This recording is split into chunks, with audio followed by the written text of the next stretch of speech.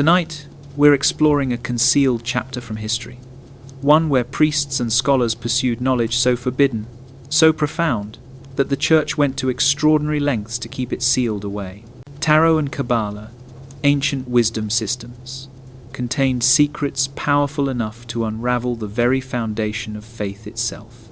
But what transpired when those who ventured to study them in secrecy discovered truths that endangered not only the Church's power, but our understanding of reality, the divine, and our very souls? These priests, once labeled as heretics, gambled everything, existing in the shadows, safeguarded by secret societies, and bearing the burden of knowledge that had the potential to alter history's trajectory. Their contributions were deleted, hidden, and concealed, yet the knowledge was never truly lost. Come with me as we reveal the story of these priests, their forbidden pursuits, and the mystical wisdom they struggled to protect. Before moving forward, please take a second to like and subscribe, because this journey through history is one you definitely won't want to miss. A hidden world exists, concealed in plain view, where the wisdom of centuries past remains locked away, protected by a chosen few. For generations, ancient texts brimming with mysterious knowledge have stayed hidden from public view. Their genuine power was only grasped by those bold enough to explore their secrets. These wisdom traditions, frequently woven together with mysticism, have influenced history's course in ways most could never fathom. But why have these mysteries remained cloaked in darkness for so long? And who served as guardians of this wisdom? The path into this concealed domain starts in Christianity's earliest centuries, when the initial murmurs of Tarot and Kabbalah started to penetrate the Church's cloisters. In the early centuries following Rome's collapse, Europe became a continent cloaked in mystery and doubt. The Christian Church had emerged as the ruling power, and within the Church's very core, some of the most sacred and perilous knowledge was quietly safeguarded. Concealed from ordinary people's view, the priests and scholars of that era started investigating ancient wisdom from Egypt, Greece, and the Far East. These teachings, although frequently rejected by the Church as heretical, started finding their way into secret monastic communities, transmitted from generation to generation, protected in the darkness through forbidden manuscripts. Within these teachings existed the symbols of Tarot and the mystical wisdom found in Kabbalah. For the majority, Tarot was merely a game, a card deck featuring images created for amusement. But for those initiated into mysticism's secret realm, the Tarot represented far more than simple chants. It served as a map of the soul, a guide for comprehending the deepest mysteries of human experience and the universe beyond. Its beginnings, though mostly vanished from history, were thought to reach back to ancient Egypt, where temple priests initially developed the deck as an instrument for divination and spiritual illumination. Across the centuries, Tarot transformed into a potent symbol system. Every card bore a deeper significance. Every card became a key for unlocking a concealed truth about ourselves and our world. Kabbalah, Judaism's ancient mystical tradition, provided another dimension of hidden wisdom. Rooted in the Old Testament's earliest texts, Kabbalah revealed that the world possessed far greater complexity than surface appearances suggested. By studying the Tree of Life, a symbolic representation of the universe, Kabbalists came to believe they could grasp creation's true essence, the divine energies that formed it, and the enlightenment pathways that could guide one toward greater comprehension. But similar to the Tarot, Kabbalah wasn't intended for everyone. It remained reserved for the select few considered worthy of accessing its mysteries. As these teachings started spreading, the Church took notice. The Vatican, Christianity's spiritual center, developed an interest in the expanding movement of scholars exploring these forbidden study areas. The Church recognized that knowledge equaled power, and the more control they maintained over what people knew, the more they could govern their existence. When priests and monks started studying Tarot and Kabbalah, they uncovered powerful truths threatening to overturn the Church's authority's very foundation. Still, while the Church observed, it was also quietly absorbing the teachings considered too dangerous for the general population. The Vatican had transformed into the guardian of hidden wisdom, meticulously hiding it from the world, all while grasping its genuine power, and thus started a centuries-spanning struggle for Tarot and Kabbalah's secrets. Would these teachings stay confined, protected by those grasping their power? Or would they ultimately emerge into the light, exposing the hidden truths suppressed for so long? Only time could provide the answer. Picture a time long before card games were invented, before tarot became something people employed for fortune prediction or amusement. There existed a time when tarot wasn't merely a card deck, but a profoundly sacred instrument employed by mystics and wise ones to access reality's hidden dimensions. Tarot's origins reach back thousands of years to ancient Egypt, a civilization renowned for its profound spiritual wisdom and cosmic knowledge. Egypt's priests mastered symbolism, and they grasped symbols' power to convey hidden truths. The tarot we recognize today supposedly evolved from these ancient teachings transmitted through generations in secrecy. Egyptian priests understood that the universe formed a vast, interconnected energy web, with every part mirroring the whole. They employed symbols representing different aspects of this cosmic arrangement, developing a system that could assist a person in comprehending their place in existence, their purpose, and their life's deeper significance. The tarot emerged from this system, a card deck that transcended mere games. Every card depicted a different life aspect, from the soul's journey to nature's forces shaping our experiences. In a skilled reader's possession, the cards became an instrument for accessing divine wisdom and direction. As the ancient world transformed, the tarot did as well. It journeyed from Egypt to other ancient world regions, arriving in Greece, Rome, and eventually the Middle East. Throughout these regions, tarot became intertwined with other mystical traditions, encompassing astrology, alchemy, and Kabbalah's study. But scholars and mystics weren't the only ones attracted to tarot's mysteries. Rulers and monarchs also pursued its power, convinced that tarot could offer future insights and assist them in making decisions shaping nations' destinies. The tarot, with its divine symbols and concealed knowledge, was perceived as a sacred instrument capable of connecting the physical realm with the spiritual dimension. By the time tarot arrived in medieval Europe, it had developed into the card deck we acknowledge today. Nevertheless, the card's genuine meaning remained secret, transmitted only to those initiated into the mysteries. Tarot was no longer simply an instrument for spiritual guidance, but transformed into a symbol of the ancient wisdom concealed from the masses. The Church, which controlled knowledge and truth during this era, regarded tarot with suspicion, worrying that its secrets might compromise the Church's authority. This concern resulted in tarot being dismissed as mere superstition, a heresy form to be avoided at any cost. But even while the Church rejected tarot, its mystical power kept attracting those who could perceive beyond the surface. Scholars and magicians, secret societies and mystics kept studying tarot, preserving its ancient wisdom. Tarot was no longer simply a divination or fortune-telling tool, but a powerful symbol system connecting the seeker to the divine. It became a soul map, a method for understanding the hidden forces governing our existence, and a key for unlocking the universe's secrets. And so, while tarot's origins may have been shrouded in mystery, its genuine power remains undiminished, awaiting those prepared to grasp its secrets. Concealed deep within Judaism's traditions lies one of the most powerful mystical thought systems ever developed. Kabbalah, an ancient Jewish mysticism form, has fascinated seekers' minds for centuries. But what precisely is Kabbalah? At its foundation, Kabbalah explores the universe's nature and the hidden forces shaping our reality. It attempts to comprehend the mysteries of God, creation, and the soul.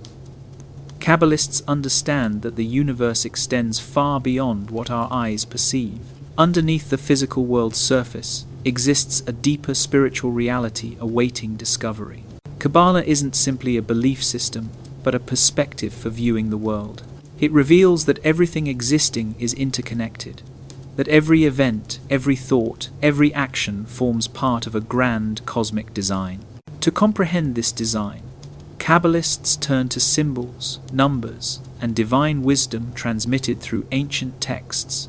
One of Kabbalah's most significant symbols is the Tree of Life, a mystical diagram depicting the universe's structure and the pathways toward enlightenment. The Tree of Life isn't just a tree, but a divine map displaying creation's different stages and the forces flowing through them.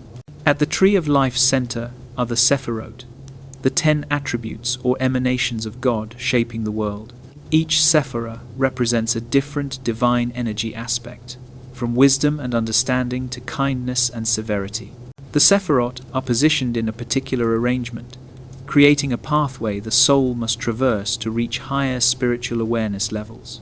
By meditating on the Sephirot and contemplating their significance, Kabbalists believe they can access reality's hidden layers and connect with the divine. This pathway isn't simple, but for those prepared to embark on the journey, the benefits are substantial. Kabbalah's teachings aren't meant for everyone. They demand a deep comprehension of Jewish tradition and a dedication to spiritual practice. For centuries, Kabbalah remained secret, transmitted only to those judged worthy of its knowledge. The reason for this secrecy was straightforward. Kabbalah is powerful. The wisdom it holds has the capacity to transform a person's understanding of existence. And with that power arrives great responsibility.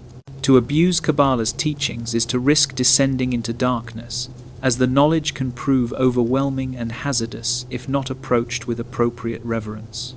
Though Kabbalah has its foundation in Jewish tradition, it has shaped many other mystical systems throughout history. Over time, Kabbalah started merging with other esoteric teachings, encompassing astrology, alchemy, and even tarot. As Kabbalah's secrets expanded beyond the Jewish community, they were absorbed into Europe's broader mystical traditions, where scholars, philosophers, and occultists studied and practiced them. Kabbalah's influence appears in everything from Renaissance art to contemporary spiritual thinkers' works. Kabbalah's power resides not simply in its teachings, but in its capacity to connect the individual with the divine. It provides a way to perceive beyond the material world's veil, to comprehend existence's true nature, and to access the hidden truths residing within. Those embracing its teachings aren't merely learning about God or the universe. They're discovering the divine within themselves. Through Kabbalah, the enlightenment path becomes a self-discovery journey, where the seeker not only comprehends the world, but becomes transformed by it. For centuries, the Catholic Church represented spiritual authority's beacon in Europe. Its priests and scholars were entrusted with interpreting God's mysteries and the universe. But even within the Church's walls, some looked beyond accepted doctrine, yearning for a deeper comprehension of the world and the divine. These early Christian priests, mystics, and scholars felt drawn to tarot and Kabbalah's hidden knowledge, perceiving in these ancient teachings a method to access existence's secrets. Some were driven by a genuine desire for spiritual illumination, while others were motivated by a hunger for power that could influence history's course. The tarot, once thought to be a simple card game, was now perceived by certain priests as more than mere entertainment. They recognized the cards as a window to the divine, an instrument for communicating with higher forces, and a method for revealing hidden truths about the soul's nature. Tarot's symbolism, so intricate and rich, resonated with them in ways the Church's traditional teachings couldn't. The more they examined the cards, the more they understood that each image held a profound mystery, a piece of the divine puzzle concealed for centuries. The notion that these symbols could provide guidance and insight into life's greatest questions started taking root, igniting curiosity in those priests willing to venture beyond orthodox belief's safety. Simultaneously, Kabbalah's ancient mystical teachings started infiltrating the Christian world. Kabbalah's deep philosophical and spiritual insights provided a different wisdom kind, one connecting the soul to the divine through symbols and numbers. The Tree of Life, the Sephirot, and the concealed meanings in the Hebrew Bible captivated these early Christian scholars. They perceived in Kabbalah a thought system that could explain creation's mysteries and God's nature, a mystical pathway that appeared to penetrate deeper than the Church's teachings. To many priests, Kabbalah represented a way to grasp the universe's divine order in a manner Scripture alone couldn't provide. But not everyone attracted to tarot, and Kabbalah was purely driven by Enlightenment desires. For some, these teachings represented a pathway to personal power. Knowledge, particularly hidden knowledge, had always been a powerful instrument. The more a person comprehended about the universe's hidden forces, the more they could shape those forces to their benefit. Some priests, recognizing these teachings' potential, started employing them to expand their own influence. In a time when power was frequently determined by knowledge and spiritual authority, those controlling secret knowledge possessed a significant advantage over others. For these priests, tarot and Kabbalah's attraction wasn't solely spiritual. It was practical. They could employ the symbols, the meditations, and the rituals to gain insight into others' lives, forecast the future, or even manipulate events' outcomes. The Church's rigid structure offered little space for individual interpretation of divine will. But tarot and Kabbalah provided a personal connection to the divine, a method to circumvent the Church's authority and proceed directly to the power source. This curiosity, however, wasn't without its perils. The Church swiftly condemned anything perceived as a threat to its authority. As priests started exploring tarot and Kabbalah's hidden world, many discovered themselves walking a perilous line. The Inquisition, with its strict control over what qualified as heresy, monitored closely for any deviation signs from orthodox teachings. Those delving too deeply into these forbidden subjects risked accusations of witchcraft or heresy. Despite the risks, secret knowledge's pull proved too great for some priests to resist. They grasped that genuine wisdom frequently came from questioning accepted beliefs, from looking beyond Scripture's written words, and from pursuing the divine in places where others feared to look. As centuries progressed, the Catholic Church, ever vigilant and protective of its control over knowledge and faith, started noticing a growing interest in teachings extending beyond official doctrines. Priests and scholars, once completely devoted to the Bible and Church teachings, were quietly shifting their attention to tarot and Kabbalah's hidden mysteries. These forbidden knowledge systems started seeping into monasteries and universities' walls, providing insights and secrets that appeared to challenge Christian theology's very foundation. It wasn't merely a handful of curious minds. The ideas started spreading, whispered from scholar to scholar as more priests became fascinated by the occult's attraction. The Vatican, with its unmatched control over religious knowledge, immediately recognized the threat these teachings presented. It wasn't simply about tarot and Kabbalah. It concerned the possibility that these ancient thought systems could weaken the Church's authority and disrupt Christianity's carefully constructed narrative. If the Church's priests started believing in tarot's hidden wisdom or Kabbalah's outlined divine structure, how long before the faithful started questioning the Church's very truth itself? This was a crisis awaiting unfolding, and the Vatican had to respond quickly. The Church comprehended that knowledge equaled power, and when that power no longer remained in their possession, they risked losing their control over people's minds and souls.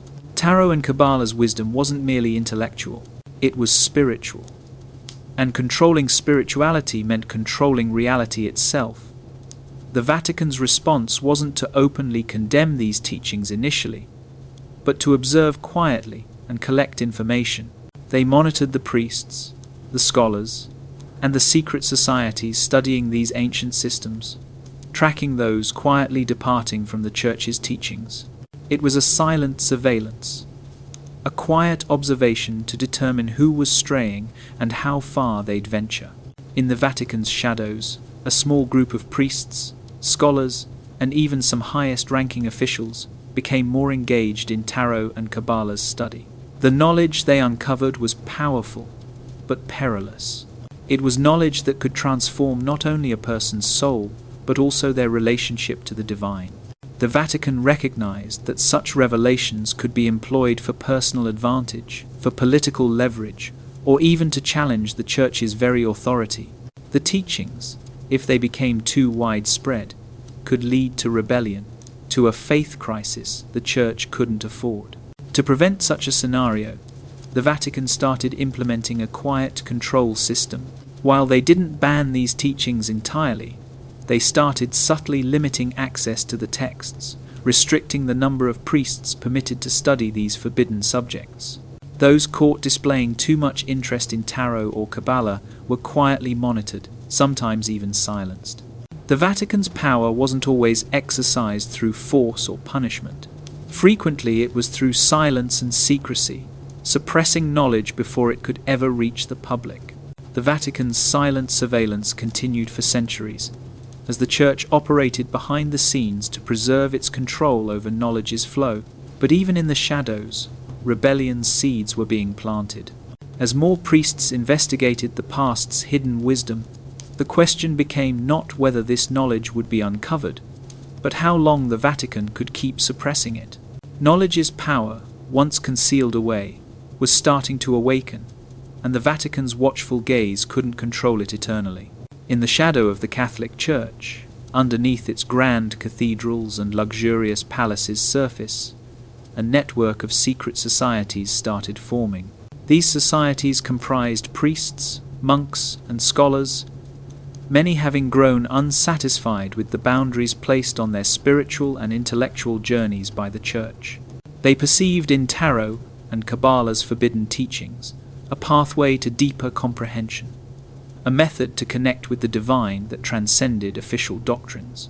To the Church, these secret orders represented a growing danger. But to these societies' members, they were a means of pursuing enlightenment in a world where genuine knowledge was concealed from public view. One of these secret societies most renowned was the Knights Templar, a warrior monks group who acquired immense power and influence during the Crusades.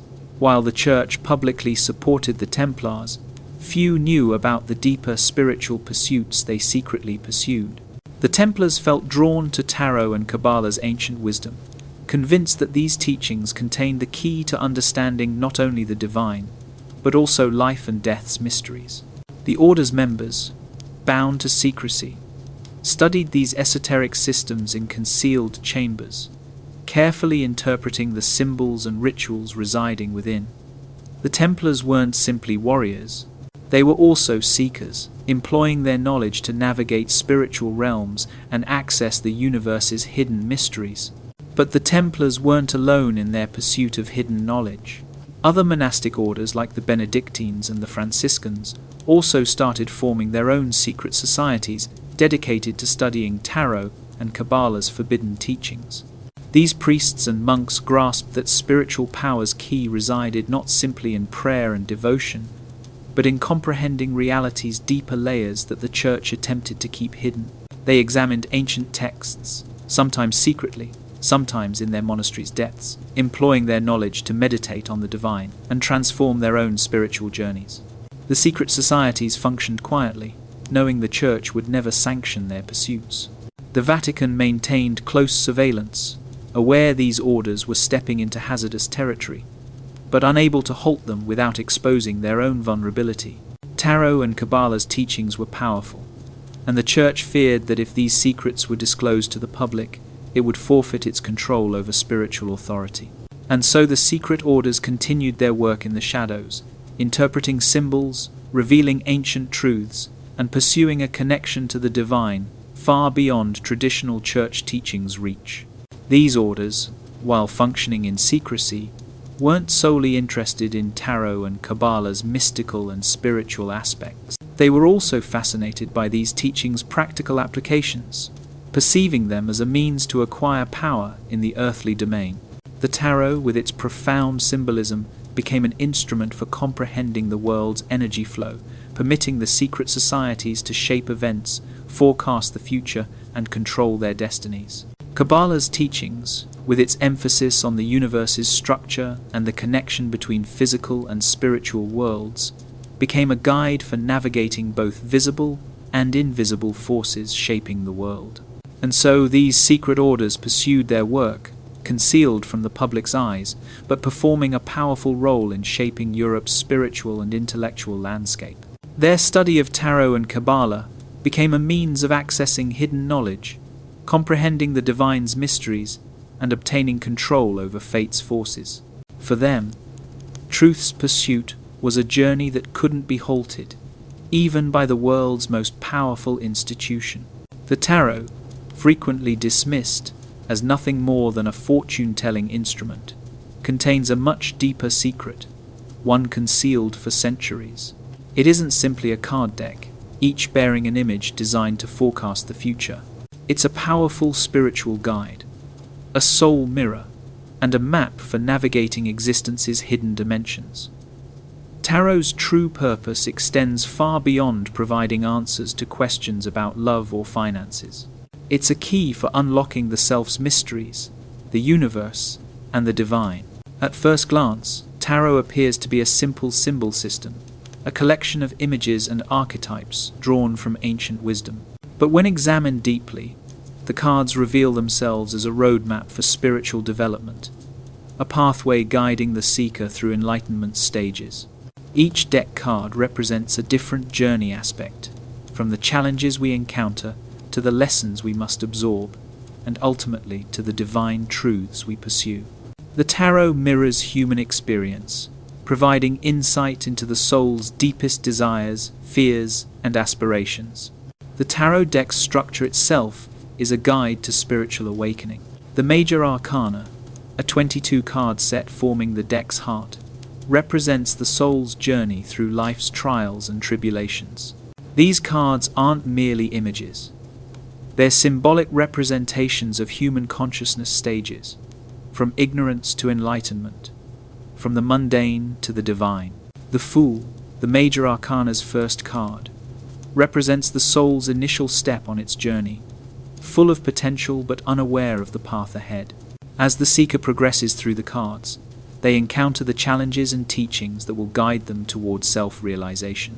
The tarot is also an inner world reflection, a mirror revealing the self's hidden aspects. Through the card reading process, the seeker obtains insight into their own subconscious mind, revealing fears, desires, and unresolved emotions that may have been buried for years. The cards function as a self-reflection tool, assisting the seeker to comprehend the patterns and forces shaping their life.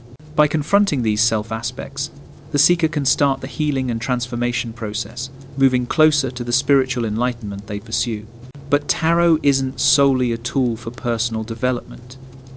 It's a guide for understanding existence's deeper dimensions, the hidden forces governing the universe. Each card is filled with ancient wisdom, drawn from traditions spanning thousands of years. Tarot's symbolism is rich and complex, connecting the reader to Egypt's ancient knowledge, Greece, and the East's mystical traditions. The tarot provides a way to access this hidden knowledge, offering insight into the divine's nature, all things' interconnectedness, and the universe's mysteries. Through tarot, the seeker can start comprehending the spiritual laws governing life, moving beyond the physical world's limitations and entering into a deeper relationship with the divine. The tarot reveals that the enlightenment path isn't a straight line, but a journey filled with twists and turns, challenges and victories. It's a self-discovery journey, of confronting the shadows within, and ultimately of connecting with the divine light residing in all of us. The tarot, when grasped in its truest sense, becomes a sacred instrument, a guide for navigating existence's hidden dimensions and awakening to the divine truth within. It isn't simply a card deck, it's a pathway to spiritual enlightenment, an instrument for discovering the self's deepest mysteries and the universe. The tarot's journey is the soul's journey, one guiding the seeker ever closer to truth, to the divine, and to the ultimate realization of their own spiritual power.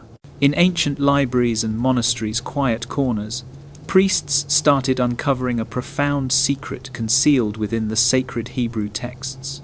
These teachings, known as Kabbalah, were more than simply mystical stories.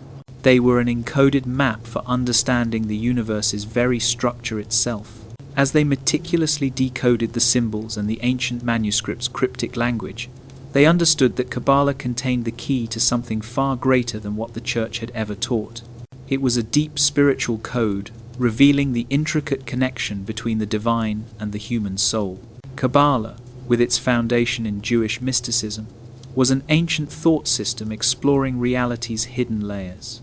It provided a profound comprehension of how the universe was formed, how it operated, and how it was all connected to the human spirit. At Kabbalah's center was the Tree of Life, a mystical diagram mapping existence's divine structure. This tree wasn't merely a symbol. It was a living representation of the universe, with each branch and root representing different creation aspects. The Tree of Life demonstrated how divine energy flowed through all things, from existence's highest realms down to the physical world. The Tree of Life was comprised of 10 sephirot, which were divine emanations or God's attributes.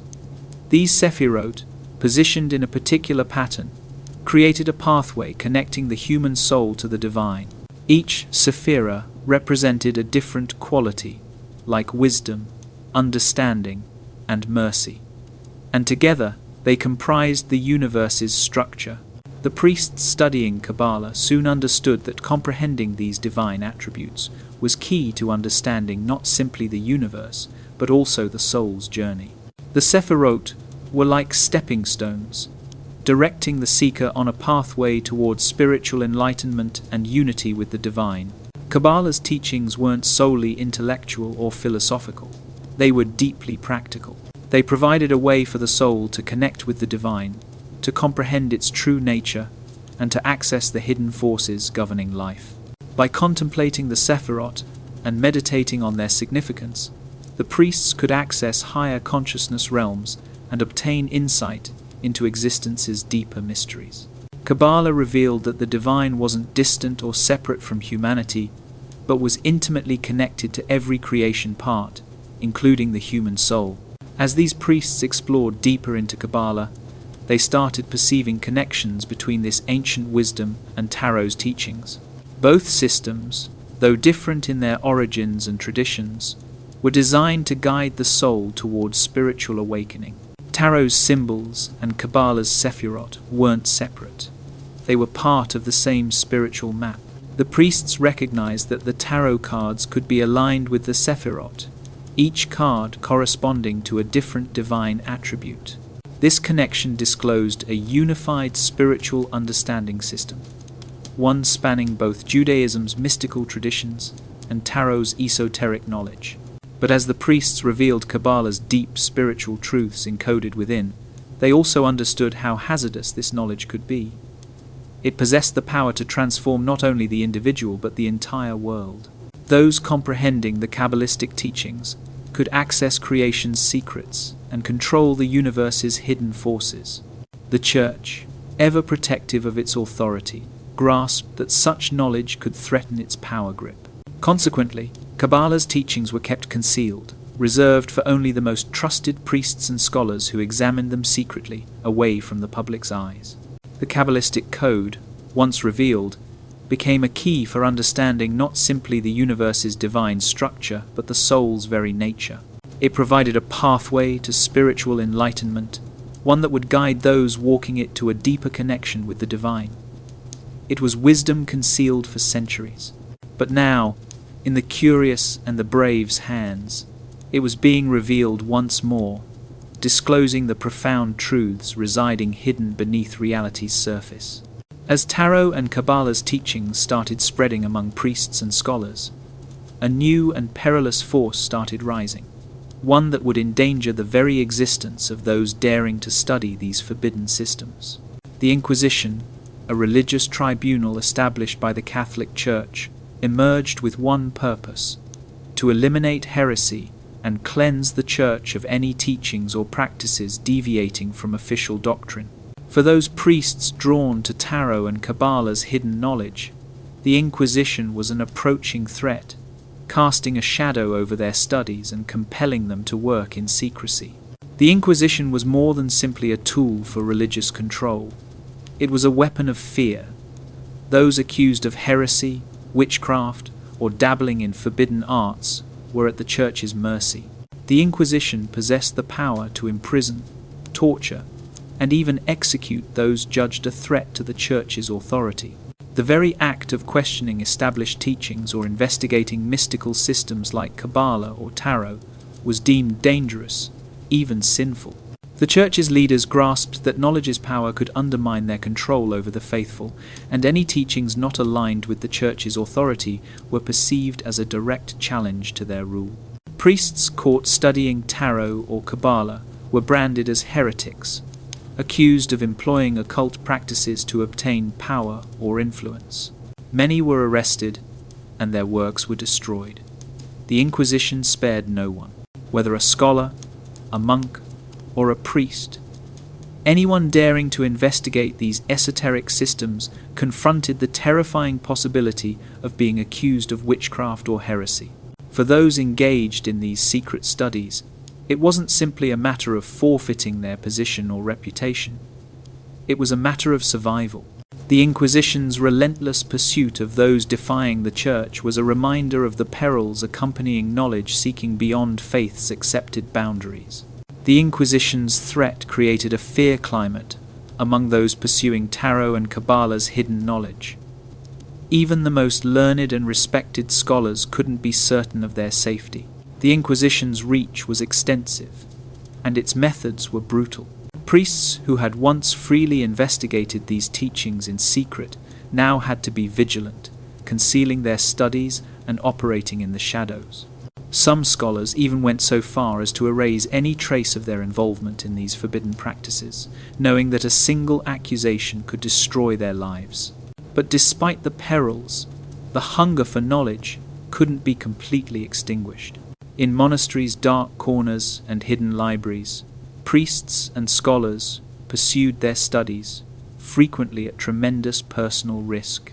They grasped that the knowledge contained in tarot and Kabbalah was far too valuable to be abandoned. It was a key for comprehending the divine, for accessing the universe's mysteries, and for obtaining insight into the soul's true nature. These teachings provided a spiritual pathway transcending the boundaries imposed by the Church. And for some, that pathway was worth the danger. Even as the Inquisition's shadow loomed over Europe, those studying the forbidden arts knew that truth's pursuit, no matter how perilous, was a journey worth undertaking. It was a journey that would ultimately guide them to a deeper comprehension of themselves and the divine. A journey that would disclose the universe's secrets, concealed for centuries, but awaiting those brave enough to pursue them. The Inquisition could control the physical world, but it could never control truth. And as long as those willing to search existed, hidden knowledge's light would never be fully extinguished. The Knights Templar were once among medieval Europe's most respected and powerful institutions. They were a warrior monks group originally founded to safeguard Christian pilgrims traveling to the Holy Land. But over time, their influence and wealth expanded, and so did their secret pursuits. Underneath their holy mission's surface, the Templars were quietly immersed in studies far beyond the Church's official teachings realms. While their allegiance to the Vatican was unquestioned, there was a mystery undercurrent about the Templars' activities. They felt drawn to forbidden knowledge, encompassing tarot and Kabbalah's ancient teachings. It is claimed that during the Crusades, the Templars revealed secrets concealed in the ancient lands they were sent to protect. In the East's vast libraries, far from the Church's eyes, the Templars were exposed to mystical teachings kept secret for centuries. Among these teachings were the profound spiritual systems of tarot and Kabbalah. These systems, with their deep symbolism and connections to the divine, provided the Templars a method to access hidden spiritual truths. The tarot, with its mysterious symbols and archetypes, became a guide for their spiritual journey, while Kabbalah's teachings about the universe's structure gave them a deeper comprehension of the divine forces shaping reality. The Templars didn't simply examine these teachings for personal enlightenment. They perceived in Tarot and Kabbalah a power that could influence both the spiritual and the earthly realms. Knowledge of these mystical systems, they believed, could grant them power unlike any other.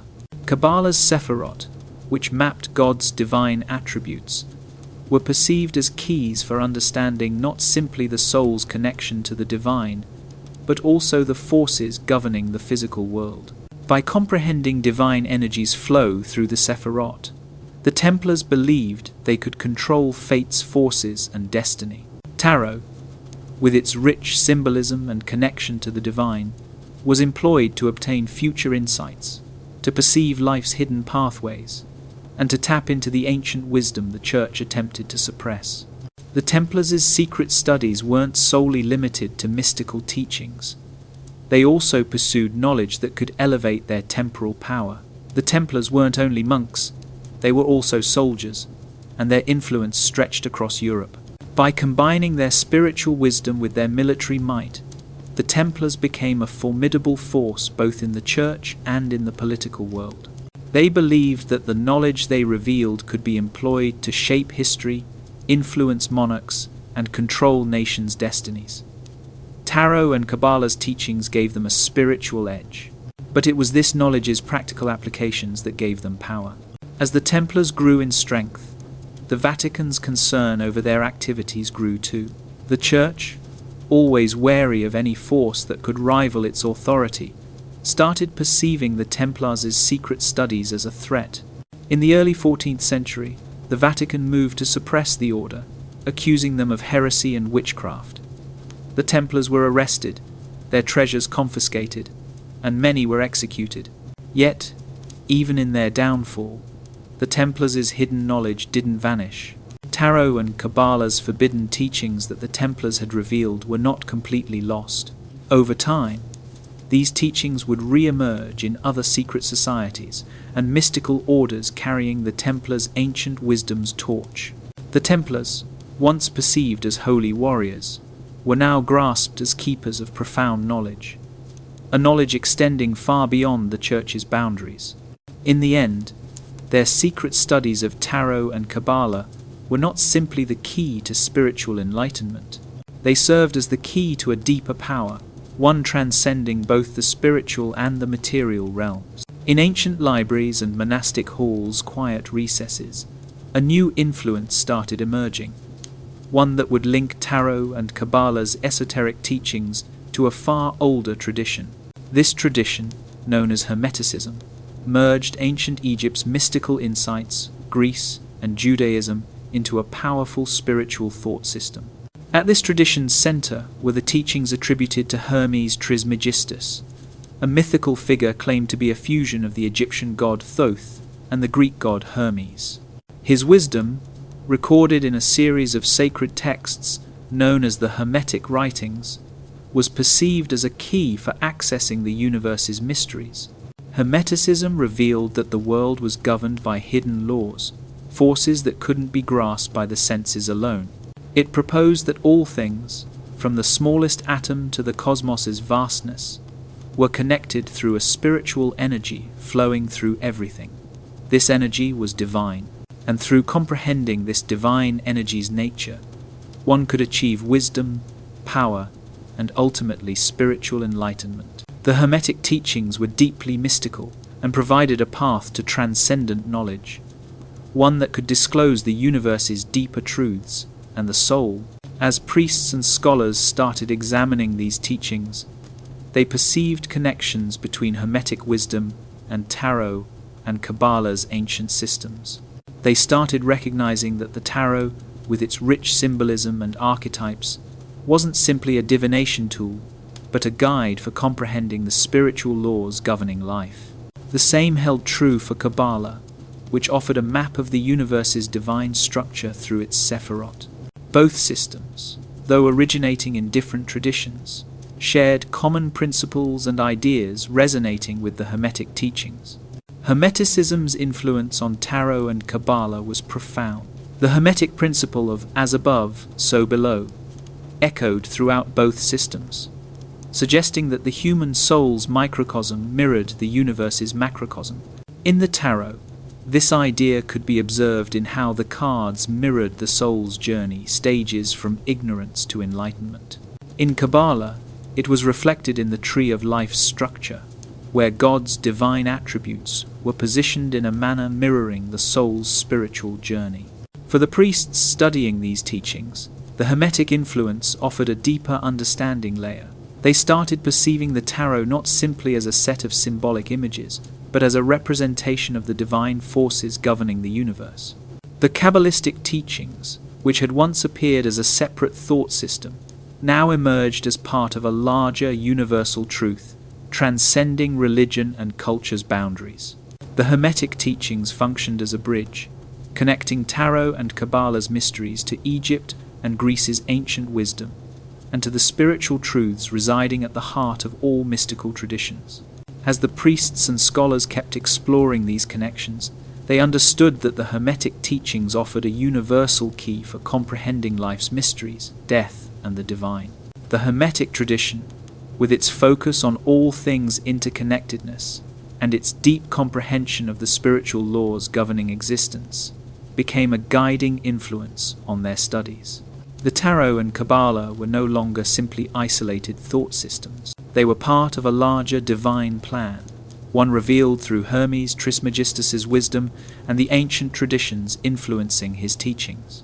Through this connection, the priests came to grasp that knowledge's pursuit of true spiritual wisdom wasn't a path of separation or isolation.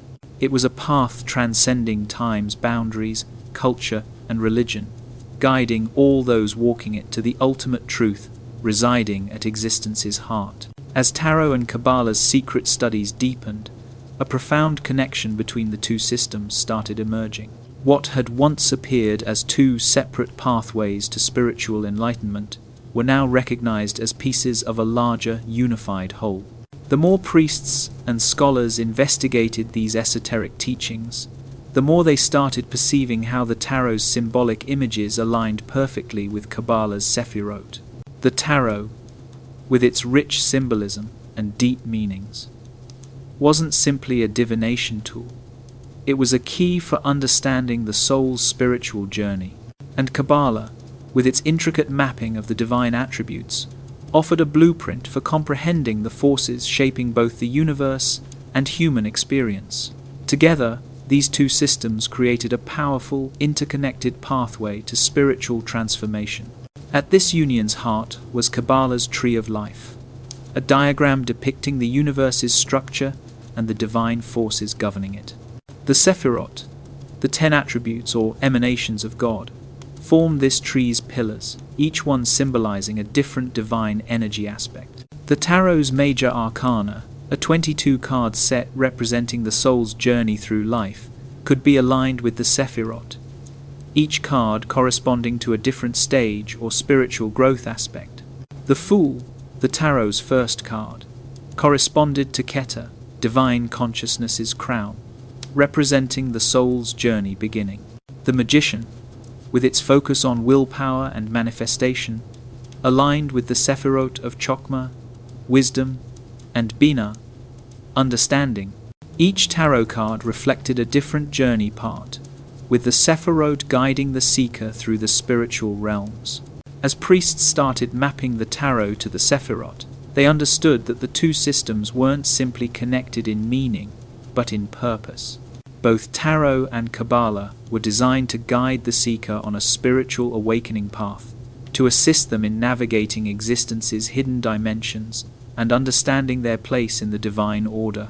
The tarot symbols, like the Sephirot, each held a piece of the greater truth. By studying the cards and meditating on their meanings, the seeker could reveal reality's hidden layers, unlocking deeper insights into the self's nature, the universe, and the divine. This union between tarot and Kabbalah provided a complete system for spiritual transformation. The tarot's images functioned as a mirror, reflecting the soul's journey and assisting the seeker in confronting their fears, desires, and shadows. Through this self-reflection process, the seeker could start to heal and transform, moving closer to enlightenment.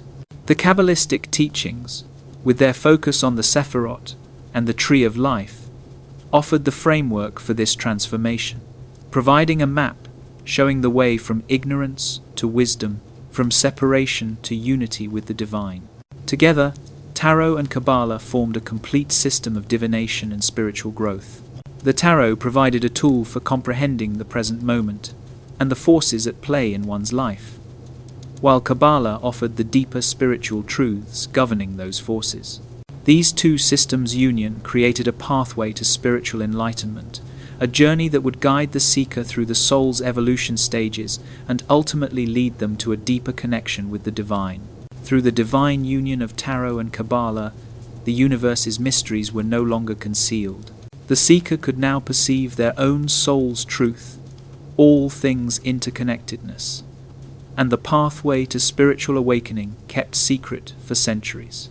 The Tarot's journey, guided by Kabbalah's wisdom, provided a transformative experience, one revealing the divine order behind all things and opening the door to a deeper comprehension of the self and the universe.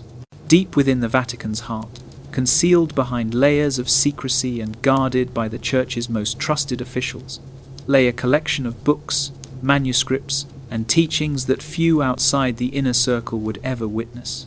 These weren't ordinary texts. They were the forbidden writings, the ancient works containing Tarot and Kabbalah's esoteric knowledge, the very teachings the Church had long attempted to suppress.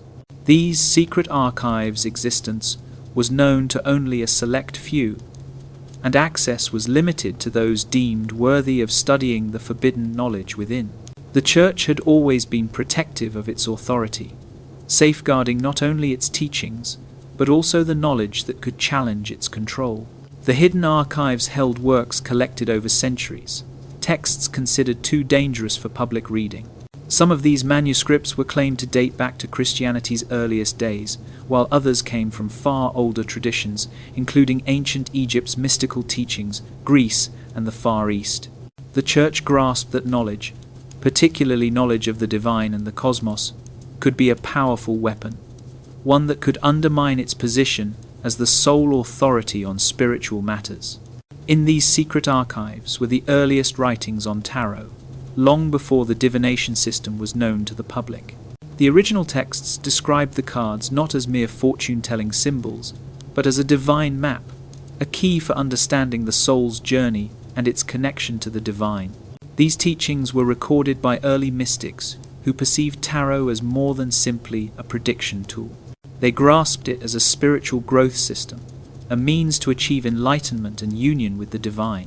The Church, recognizing such knowledge's power, swiftly moved to suppress it, concealing the original manuscripts deep within its archives, away from the masses' eyes. Alongside the tarot teachings were the writings on Kabbalah, the ancient Jewish mysticism incorporated into Christian thought over the centuries. The Church knew Kabbalah held profound spiritual truths, many directly challenging the orthodox Christian worldview. The Kabbalistic teachings, with their comprehension of the Sephirot and the Tree of Life, provided a roadmap to the divine not found in the Bible. These ideas suggested that the divine wasn't a distant force but something intimately connected to the human soul, something accessible through spiritual practices and meditation. The Church, perceiving these teachings' potential to inspire rebellion against its doctrines, carefully concealed the Kabbalistic manuscripts, limiting their access to only the most trusted priests and scholars. The Church's hidden archives weren't simply a book collection. They were a symbol of the Church's power over knowledge. By controlling what could be read, what could be known, and what could be grasped, the Church preserved its dominance over both Europe's spiritual and intellectual life. Only a few select priests were granted permission to study these forbidden teachings, and even they had to be trusted implicitly. The knowledge contained within these archives was deemed too dangerous for common people, who might not comprehend it properly. It was a carefully guarded secret, one the Church believed could only be entrusted to those who wouldn't challenge its authority. As time progressed, these hidden archives' existence remained a closely guarded secret. To most of the world, the Vatican appeared to be Christian doctrine's guardian, its teachings unchallenged and its authority unquestioned. But behind its secret archives' locked doors, the Church possessed a knowledge treasure trove that would have changed how the world viewed its spiritual path. These forbidden teachings were locked away, but never forgotten, concealed in plain sight, awaiting those brave enough to pursue them. In the early 16th century, a new and mysterious group started emerging, one that would perform a significant role in blending medieval mysticism and Renaissance thought. The Rosicrucians, a secret society of priests, scholars, and alchemists, were dedicated to investigating the universe's hidden truths. This group, shrouded in secrecy, was deeply engaged in tarot and Kabbalah's study, pursuing to access the spiritual and mystical knowledge suppressed by the Church for centuries. The Rosicrucians perceived themselves as the heirs to Egypt's ancient wisdom, Greece, and the East, and they believed that through studying these teachings, they could bridge the gap between the medieval world and the Renaissance's new intellectual climate. The Rosicrucians weren't simply an intellectuals group, they were a seekers group, individuals who believed that genuine knowledge came not from the Church's teachings alone, but from a deeper, more personal connection with the divine. They grasped that tarot and Kabbalah's mysteries contained the key for unlocking a higher comprehension of the universe. The tarot, with its rich symbolism and archetypes, was viewed by the Rosicrucians as more than simply a divination tool. It was a soul's journey map, a method to connect with the divine forces governing both the spiritual and physical realms. Similarly, Kabbalah's teachings, with its intricate system of divine emanations, provided the Rosicrucians a way to comprehend the universe's hidden structure and the divine energy flowing through all things. What distinguished the Rosicrucians from other mystical groups of the time was their unique approach to blending the old and the new. They were influenced by the Egyptians' ancient wisdom, the Greeks' teachings, and the Jewish Kabbalists' mystical writings, but they also embraced the Renaissance's intellectual advancements. This period of rebirth and discovery brought new ideas about science, philosophy, and spirituality, and the Rosicrucians attempted to integrate these ideas with the older mystical teachings. They perceived themselves as custodians of a new spiritual order, one that could guide humanity into a deeper comprehension of both the material and the spiritual world. The Rosicrucians were also deeply engaged in alchemy's study, which they perceived as a way to transform not only base metals but also the soul. They believed that through spiritual transformation's process, an individual could achieve a higher being state, one in harmony with the universe's divine forces. Tarot and Kabbalah's study was an essential part of this process, as both systems offered tools for comprehending existence's hidden dimensions and the spiritual laws governing them. Through their studies, the Rosicrucians pursued to access the cosmos's ancient secrets and disclose God's true nature, creation, and the soul. In the years that followed, the Rosicrucians' teachings started influencing many other mystical and intellectual movements. Their emphasis on personal spiritual transformation, hidden knowledge's pursuit, and the integration of ancient wisdom with Renaissance thought left a lasting mark on Europe's intellectual climate. The Rosicrucians, with their secret teachings of tarot and Kabbalah, weren't simply a scholars and priests group.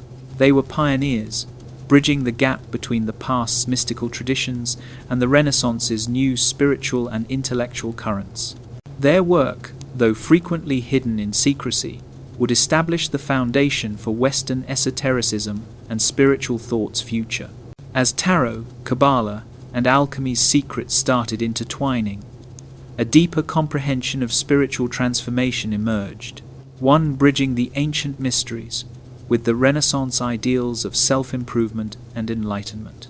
The tarot, with its rich symbols and archetypes, became more than simply a divination tool. It transformed into a key instrument for comprehending the alchemical process.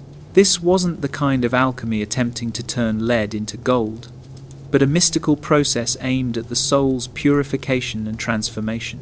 The link between tarot, alchemy, and Kabbalah wasn't simply symbolic. It represented a deeper spiritual journey toward enlightenment, the goal being the self's transformation from ignorance into divine wisdom. Alchemy, in its truest form, was about transformation. It was the art of turning the base and the impure into something more refined and divine. In the physical world, this was symbolized by the process of transmuting metals. But alchemy's true goal was always spiritual, to purify the soul, to reach a higher being state, and ultimately to unite with the divine. The tarot became a mirror for this process, a tool reflecting transformation's various stages. Each card in the tarot deck, particularly the major arcana, represented a step on the alchemical journey, reflecting spiritual purification stages from ignorance to enlightenment. The Fool, the tarot's first card, represented the alchemical journey's starting point. Just as the alchemist begins with raw, unrefined materials, the Fool stands at the spiritual journey's beginning, full of potential but unaware of the path ahead. As the seeker advances through the tarot, they encounter cards corresponding to alchemical transformation stages. The magician, with his focus on willpower and the element's mastery, reflects the alchemist's ability to transform base materials into something more refined. The high priestess, with her deep connection to intuition and hidden wisdom, corresponds to the alchemical process of purification through inner knowledge. The tarot's journey continues through spiritual alchemy's stages. The emperor represents inner authority and discipline's development. The lovers symbolizes opposites' balance within the self, and the hermit reflects the need for solitude and introspection on the enlightenment path. The death card, frequently feared by many, represents the necessary destruction of the old self to make way for the new. This stage is a key part of the alchemical process, the breaking down of the old to create something more refined. Just as the alchemist must burn away impurities to reveal the pure gold, the enlightenment seeker must shed old habits, beliefs, and illusions to reveal the true self. The connection between tarot and Kabbalah also deepened this alchemical process's understanding. The Tree of Life's Sephirot, when mapped onto the tarot, provided a roadmap for the alchemical journey. Each sephira represented a different divine energy and human experience aspect, guiding the seeker through spiritual growth stages from existence's most materialistic aspects to the highest spiritual realms. By comprehending the tarot's alignment with Kabbalah, the seeker could better grasp their own position on the transformation path, recognizing which life areas needed purification and which aspects were ready to be refined into something greater. The tarot, through its symbolism, functions as a guide through the alchemical process, showing the seeker the steps they must take to spiritually transform. It reveals that enlightenment isn't a destination, but a journey, one requiring inner work, discipline, and the willingness to face one's shadows to emerge into the light. Just as alchemists believed that gold could be found within the earth's depths, the tarot discloses that spiritual gold, the soul's enlightenment, can be discovered by diving deep into the self and revealing existence's hidden truths. There are symbols living in plain sight, but speaking in whispers only the initiated can hear. For priests who studied tarot and Kabbalah in secret, these symbols weren't random or decorative. They were messages from the divine, encoded in images and numbers, awaiting to be unlocked. Every line, every shape, every pattern was placed with purpose. These priests believed that comprehending these symbols could reveal not simply the spiritual world's hidden truths, but the forces shaping history itself. To them, symbolism wasn't art, it was language. In the tarot, symbols are everywhere. The high priestess sits between two pillars, one black and one white, marked with the letters B and J. Most would overlook them, but those trained in Kabbalah knew these pillars represented Boaz and Jachin, the two columns that once stood at Solomon's temple entrance. They weren't simply architectural references. They were metaphors for balance and duality, for mercy and severity, for opposites that must be grasped and reconciled. The priest reading these symbols perceived not a woman on a throne, but a gatekeeper to sacred knowledge, the veil behind her concealing the universe's deeper truths. Every major arcana card held this kind of layered meaning. The Wheel of Fortune spoke of destiny, yes, but also of spiritual evolution's endless cycle. The symbols carved into its outer edge were letters and creatures tied to ancient texts, angelic orders, and elemental forces.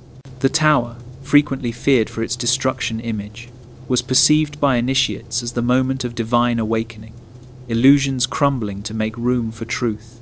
For those comprehending the symbols, each card wasn't simply a fate snapshot, but a chapter in a divine story. The same held true for Kabbalah. The Tree of Life wasn't simply a diagram, it was a symbolic reality map. Each sephira held a symbol, a name, and a function. These weren't simply spiritual energies. They were keys for unlocking human experience, each connected to the soul's aspects, the body, and even society itself. Scholars started noticing how these symbols appeared repeatedly in sacred art, architecture, and even state emblems. They believed Kabbalah's influence had reached into places no one would expect, from cathedrals' designs to royal families' insignias. Some priests claimed that symbols from tarot and Kabbalah had been deliberately placed into history's very fabric. They believed secret societies employed these messages to guide nations, influence wars, and shape the future. Whether true or not, the idea itself was powerful. It meant that those comprehending the symbols could perceive the hidden currents beneath world events. They could forecast empires' rise and fall. They could interpret signs others missed and act when others hesitated. To those studying them, the symbols in tarot and Kabbalah were more than spiritual tools. They were codes, messages, connecting heaven and earth. They provided insight into the divine plan and offered guidance when the world seemed chaotic. And for the few daring to read them, these symbols became a compass, not simply for the soul's journey, but for history's movement itself. The hidden messages were always there. It just took the right eyes to perceive them. As tarot and Kabbalah's secret study grew among priests and scholars, the Vatican discovered itself facing an increasingly difficult challenge. The Church, which had long held dominance over spiritual knowledge, started understanding that tarot and Kabbalah's forbidden teachings presented a serious threat to its authority. These teachings, deeply spiritual and filled with ancient wisdom, had started infiltrating those within the Church's minds, providing an alternative path to divine comprehension. The growing interest in these esoteric systems was perceived not simply as a curiosity, but as a direct challenge to the Vatican's control over knowledge's flow. The Vatican's response was swift and forceful.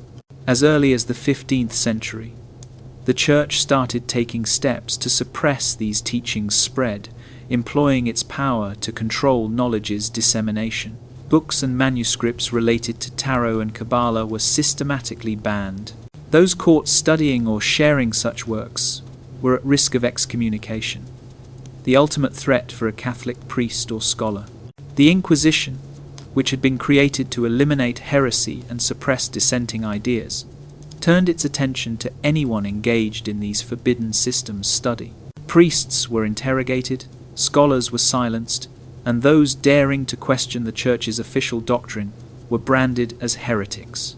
The Vatican's efforts extended beyond simple censorship. The Church also took steps to erase any trace of the knowledge it deemed dangerous. Many books containing Kabbalistic teachings and tarot symbolism were seized and destroyed. The Vatican maintained a tight control on all knowledge, potentially challenging its narrative of spiritual truth. It was no longer enough to simply ban the books. The Church attempted to remove all evidence of the forbidden teachings from history itself. Works were concealed away, placed in secret archives, or destroyed beyond recognition. The goal was clear: to make tarot and Kabbalah's study disappear, to ensure that only the Church's version of the divine would remain. In some cases, priests caught studying these mystical systems were compelled to publicly recant their beliefs and swear allegiance to the Church's teachings. They were coerced into renouncing the wisdom they had revealed, frequently under torture's threat or worse. Even some of the Church's most respected scholars were caught in this suppression web. Many were silenced not because their knowledge was false, but because it presented a threat to the Vatican's power. The more the Church fought to suppress Tarot and Kabbalah's teachings, the more it became evident that the Vatican wasn't simply guarding spiritual purity, it was defending its monopoly on divine knowledge.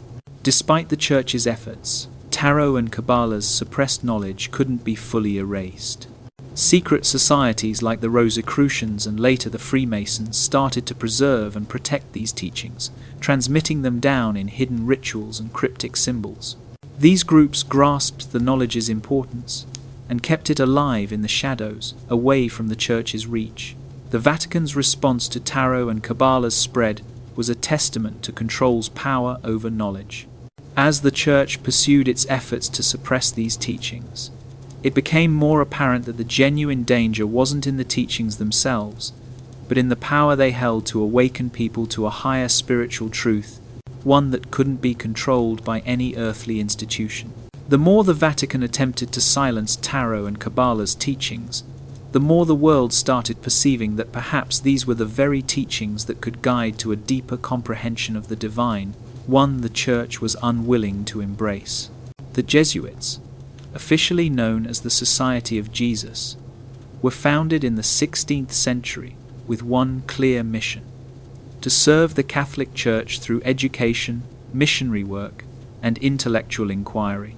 As one of the Church's most intellectual and disciplined orders, the Jesuits swiftly became known for their commitment to rigorous scholarship. But behind their public role as orthodoxy's defenders, a quiet revolution was occurring within the order. Many of the most dedicated Jesuits were becoming fascinated with Tarot and Kabbalah's forbidden teachings, pursuing to access the ancient wisdom concealed within these systems. Unlike other religious orders strictly adhering to church doctrine, the Jesuits were intellectually curious and deeply invested in comprehending the universe's mysteries. Their educational institutions, which spanned Europe, became breeding grounds for some of the time's most brilliant minds.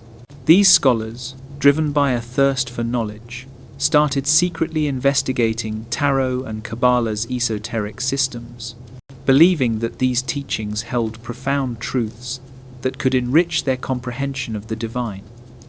The Jesuits grasped knowledge's power, and they knew that revealing these systems' hidden dimensions could offer them a deeper connection to the divine and a greater comprehension of creation. What distinguished the Jesuits from other priests studying these teachings was their ability to preserve the Church's facade of orthodoxy while secretly pursuing their own intellectual quests. Publicly, the Jesuits were loyal Church defenders, committed to preserving the official teachings and suppressing any ideas potentially challenging the Vatican's authority. But privately, they developed a covert scholars network who exchanged knowledge and ideas about Tarot and Kabbalah, collaborating to decode the hidden messages within these ancient systems. They created secret societies within their order, a priests and scholars network who studied these forbidden teachings in the shadows, ensuring that their knowledge pursuit would remain concealed from the Church's watchful eye. Through this underground network, Jesuit scholars started revealing connections between Tarot, Kabbalah, and other mystical traditions. They perceived how the Tarot's symbolism and Kabbalah's sephirot could be mapped onto one another, creating a unified system, providing a deeper comprehension of the divine order. These Jesuit scholars believed that Tarot and Kabbalah weren't simply mystical curiosities, but vital keys for accessing the universe's mysteries. They perceived the Tarot not as a fortune-telling tool, but as a guide to spiritual awakening, a method to connect with the divine forces governing all existence. Similarly, they recognized that Kabbalah's teachings about the divine's nature and the universe's structure provided profound insights that could deepen their comprehension of the world and their relationship with God. While the Jesuits kept their tarot and Kabbalah studies concealed, their influence was far-reaching. Through their educational institutions and networks, they secretly transmitted their knowledge to the next scholars' generation, ensuring that tarot and Kabbalah's teachings would never be completely lost. They grasped knowledge's power not simply for spiritual growth, but for shaping the future. The Jesuits believed that by mastering these esoteric teachings, they could access a deeper spiritual truth that could guide humanity toward enlightenment. In the end, the Jesuits' pursuit of forbidden knowledge wasn't about defying the Church. It was about pursuing a deeper connection with the divine, one extending beyond the Church's teachings. Through their secret studies of tarot and Kabbalah, they hoped to reveal the universe's hidden truths, to bridge the gap between the material and spiritual worlds, and to ultimately bring humanity closer to God. In this quest, the Jesuits performed a unique role in spiritual knowledge's history, functioning as both the Church's orthodoxy protectors and as secret seekers of existence's deeper, hidden truths. Scattered across Europe, concealed in plain sight, there are libraries holding secrets so sacred they remain untouched by the outside world. These aren't simply places filled with old books and manuscripts. They are knowledge's guardians that have been carefully concealed away for centuries. These libraries, tucked into monasteries, cathedrals, and Vatican-controlled archives, hold some of the most significant and esoteric texts ever written. The priests studying them aren't simply scholars. They are a secret history's keepers, entrusted with protecting knowledge the world wasn't meant to witness. In these secret libraries' quiet halls, ancient manuscripts are kept under lock and key, far from the public's prying eyes. These texts, many written in forgotten languages and filled with complex symbols, contain the age's wisdom. Some are centuries old, transmitted down from generation to generation, concealed away by those comprehending their power. Within these books are tarot and Kabbalah's teachings, the mystical systems the Church has long attempted to suppress. These libraries are more than simply archives. They are spiritual knowledge's repositories that have shaped history. The priests possessing access to these hidden libraries are some of the Church's most trusted members. They are scholars and mystics, deeply immersed in esoteric text study, yet bound by a secrecy vow. The Church comprehends the power that knowledge holds, and it knows that certain teachings must be kept under tight control. The priests chosen to study these sacred books are not only expected to preserve the knowledge they contain, but also to protect it from being exposed to those potentially misusing it. These libraries aren't simply filled with religious texts. They contain the keys for comprehending the hidden forces shaping the world. Some of these libraries' most sacred texts are believed to have been written by the earliest mystics who grasped the divine forces governing the universe. These texts, frequently written in languages no longer spoken, are filled with deep symbolism and hidden meanings. They hold teachings connecting the soul to the divine, providing an enlightenment path transcending the Church's teachings. The tarot, with its images and symbols, is one of these sacred texts. Its cards aren't simply fortune-telling tools. They are the soul's journey maps, guiding the seeker to a higher comprehension of the divine. Kabbalah too finds its place in these libraries. The ancient Jewish mystical tradition offers a universe roadmap, with the Sephirot representing the divine attributes governing reality. These teachings, once deemed too radical for the Church, are concealed away in the libraries, accessible only to those prepared to study them in secrecy. For centuries, these texts have remained guarded, their teachings transmitted down quietly among a select scholars group who grasp the importance of preserving them. In these hidden libraries, the priests don't simply study texts. They access existence's mysteries. They connect the dots between tarot, Kabbalah, and other mystical traditions, perceiving how each system contributes to a deeper comprehension of the divine order. The knowledge contained in these books isn't for everyone. It's reserved for those prepared to grasp the universe's deeper truths and the soul. These libraries, tucked away in monasteries and controlled by the Vatican, are the world's most sacred knowledge secret keepers, guarded fiercely by those comprehending its power. And as the centuries pass, this knowledge keeps shaping history's course, concealed in the shadows, but always awaiting to be revealed by those brave enough to pursue it. The Renaissance, a period of rebirth and intellectual awakening, ignited a renewed interest in ancient knowledge. As the world emerged from the medieval era's darkness, scholars and priests started rediscovering teachings concealed away for centuries. Among these rediscoveries most significant were the ancient mystical systems of Tarot and Kabbalah, once suppressed by the Church, but now slowly emerging into the light. During this time, a new thinkers' generation, fueled by the Renaissance's humanist ideals, attempted to bridge the gap between ancient Greece and Rome's classical wisdom and the time's new intellectual climate. As these scholars explored ancient texts, they unearthed works long forgotten. They discovered writings on Tarot and Kabbalah, carefully concealed away in the Church's secret archives and monasteries across Europe. These teachings, once viewed as dangerous and subversive, started being translated into the Renaissance's language, making them accessible to a wider audience. The translation process wasn't simply about changing the words on the page. It was about reinterpreting these ancient systems in a manner aligning with the time's intellectual and spiritual ideas. Scholars started perceiving tarot not simply as a divination system, but as a guide for comprehending the soul's spiritual journey. Similarly, Kabbalah was recognized not only as a mystical tradition, but as a profound system for comprehending the divine's nature and the universe's structure. However, despite this growing interest in these teachings, the Church still maintained a tight control on knowledge. Tarot and Kabbalah's rediscovery didn't mean the Church's control over spiritual matters was slipping away. In fact, the Church was deeply aware of the potential power these teachings held and attempted to keep them within its control.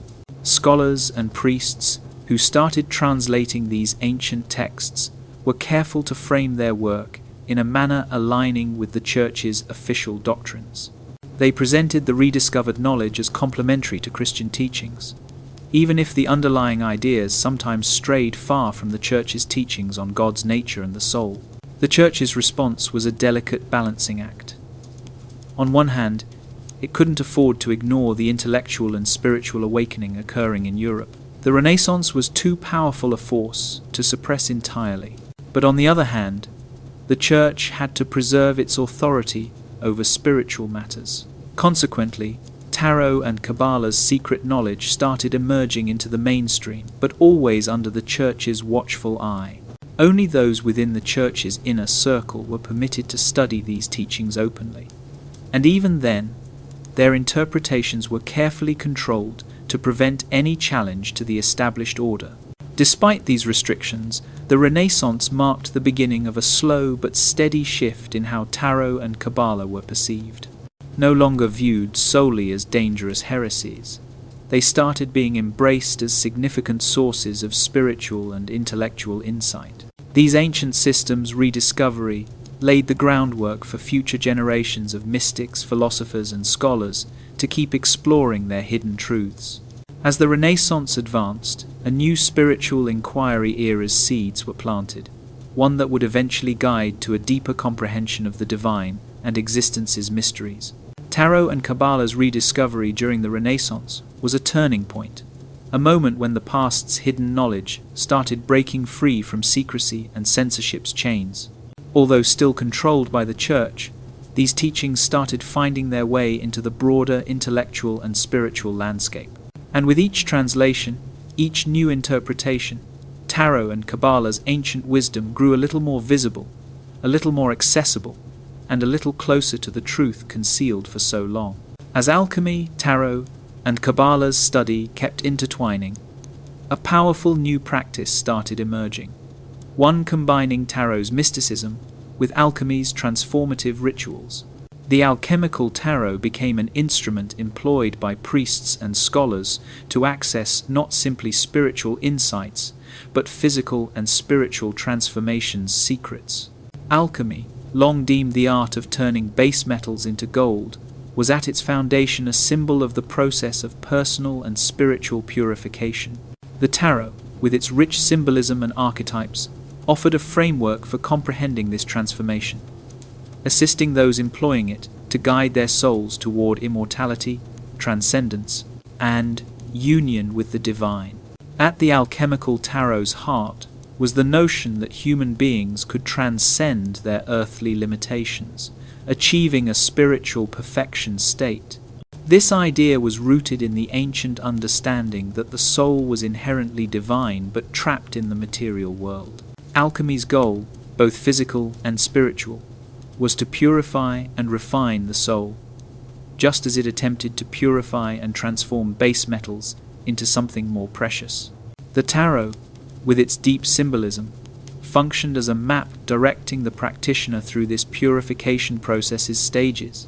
Each card in the tarot's major arcana represented a step in the alchemical journey, from ignorance and chaos to enlightenment and divine union. The Fool, for example, was perceived as the alchemical process's starting point. Just as the alchemist begins with raw materials, the Fool represents the unrefined soul, filled with potential but unaware of the path ahead. As the practitioner advances through the tarot's cards, they encounter transformation stages. The magician, with his mastery over the elements, represents the alchemist's capacity to transform the base into the divine. The high priestess, deeply connected to intuition and hidden knowledge, reflects the inner purification that must occur before one can achieve spiritual enlightenment. These cards, when employed in conjunction with alchemical practices, offered a guide for those pursuing to refine their soul and reach higher spiritual consciousness levels. But the alchemical tarot wasn't simply about personal transformation. It was also about achieving union with the divine. Alchemy's ultimate goal, according to many mystics and scholars, was to reach a divine transcendent state, where the soul becomes one with the divine source. The tarot reflected this journey, showing the seeker how to ascend through existence's stages, ultimately achieving divine union.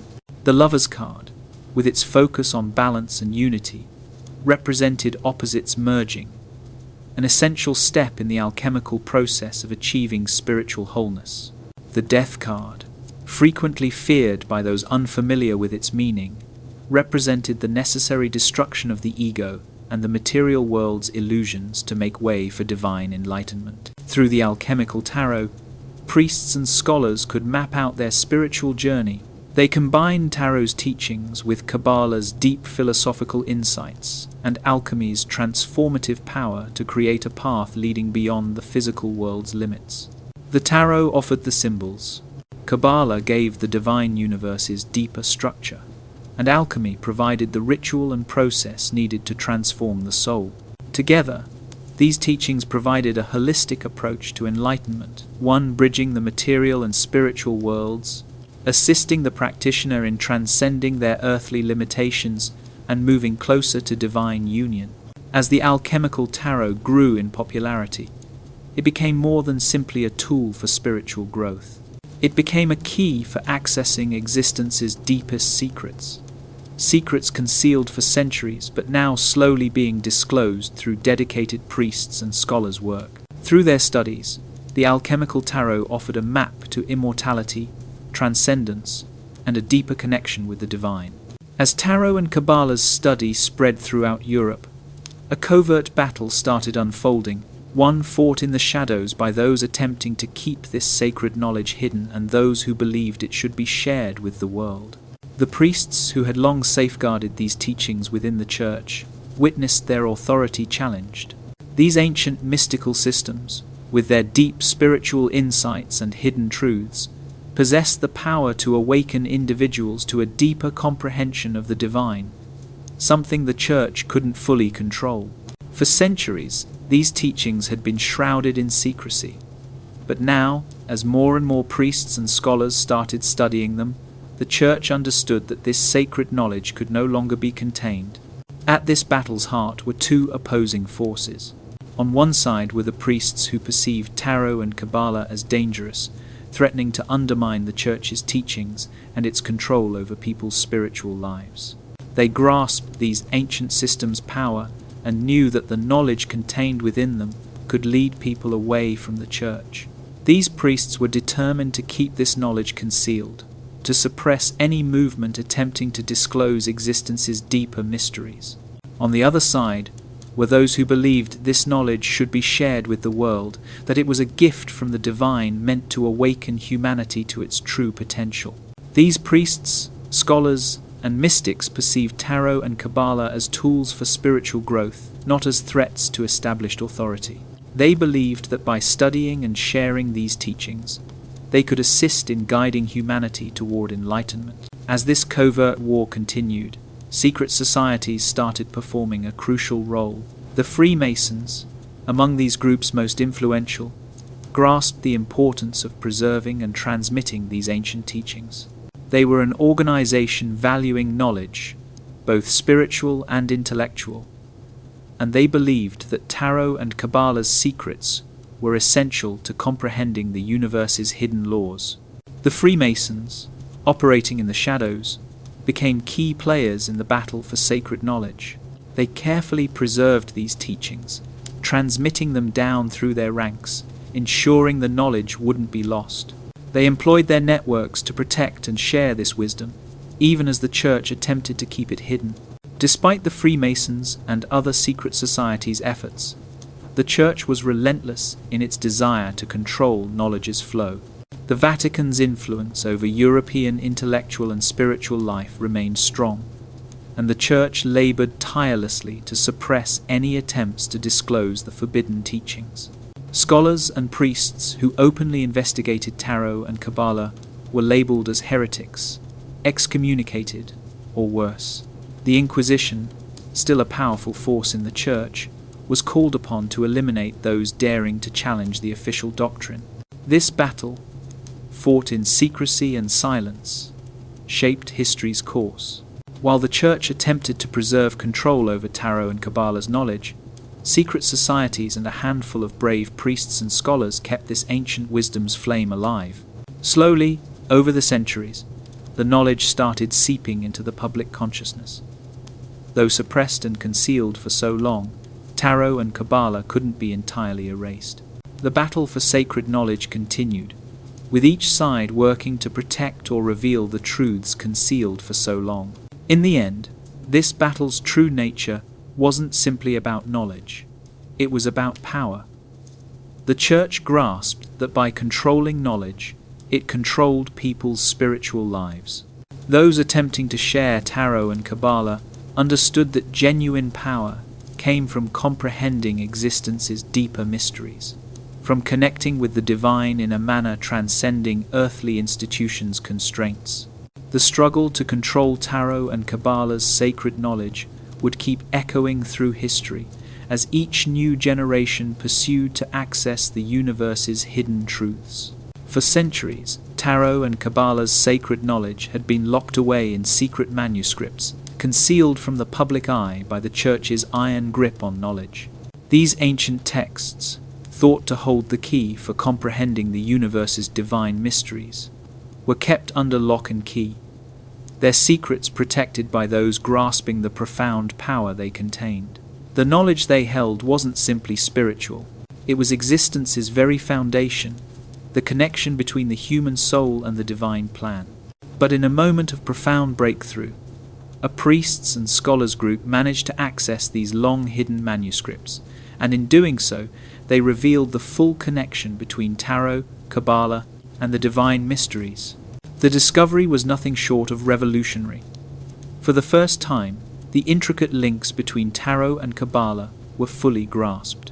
The tarot's cards, once perceived as a mere divination tool, were disclosed to be a map of the soul's journey through life, each card symbolizing a step in the spiritual awakening process. Kabbalah's Sephirot, the 10 divine emanations through which God interacts with the world, were discovered to align perfectly with the tarot's major arcana. The cards' hidden meanings became clear. Each one was a deeper spiritual truth's reflection, a key for accessing the divine's mysteries. The texts also disclosed profound truths about reality's nature itself. Reality, it was shown, wasn't a static, unchanging thing, but a dynamic process, constantly shifting and evolving. The universe was a living, breathing entity, shaped by spiritual forces' interplay. These forces, once grasped, could be harnessed to achieve higher consciousness states, to transcend the material world's limitations, and move closer to divine unity. The tarot, with its archetypes and symbols, was an instrument that could guide individuals through this ever-changing reality's complexities, showing them the path to spiritual enlightenment and divine comprehension. The most groundbreaking revelation, however, concerned the human soul.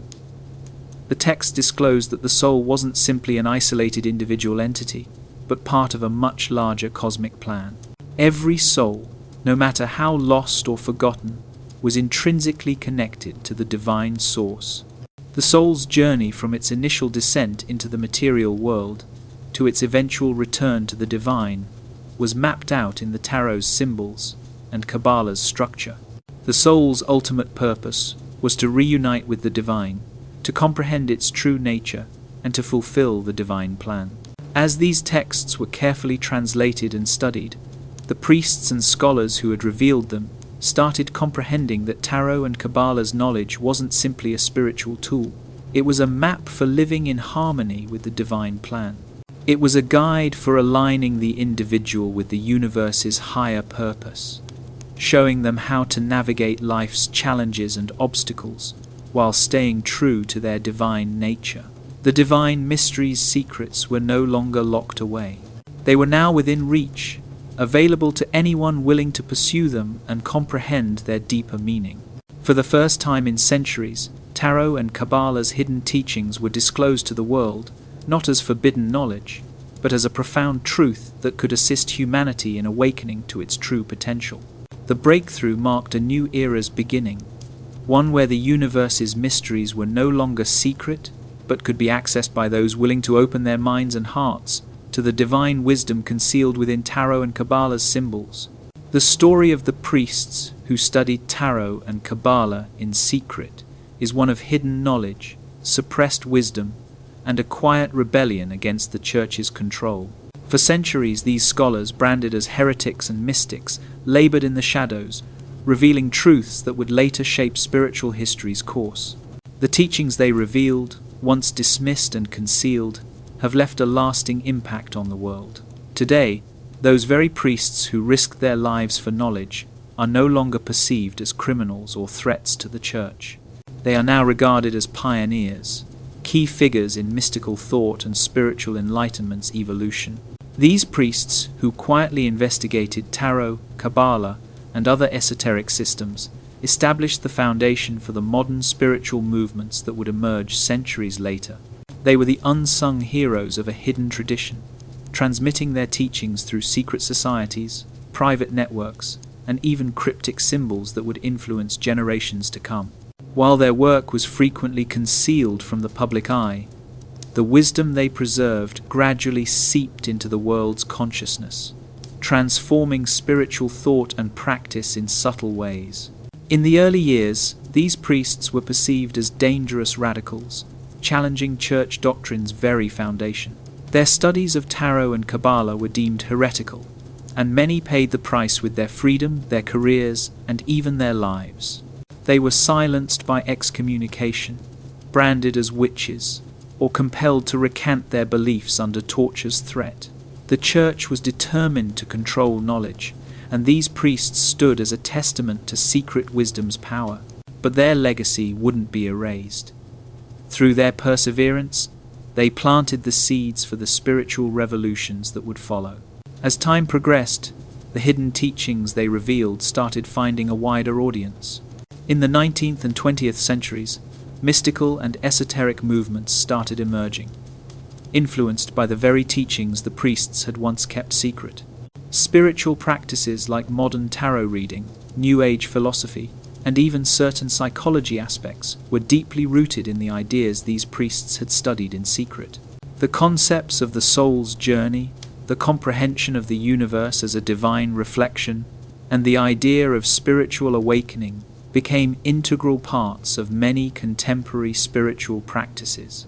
Today, these ancient systems are no longer concealed away in secret libraries or cloistered monasteries. Tarot is widely employed as an instrument for personal reflection and spiritual growth, and Kabbalah has discovered its place in both religious and secular circles. The once forbidden knowledge is now available to all pursuing it, thanks to those priests' courage and devotion who dared to study it in secret. These priests' legacy is more than simply the teachings they preserved. It's the impact they had on how we comprehend the divine, the soul, and the universe's mysteries. They were the torchbearers of hidden knowledge. And today, their teachings keep inspiring countless individuals on their spiritual journeys. What was once deemed dangerous and forbidden has now become an enlightenment beacon, guiding people toward a deeper comprehension of themselves and the world around them. The priests who studied tarot and Kabbalah in secret were ahead of their time, and their wisdom lives on, shaping today's spiritual landscape and beyond.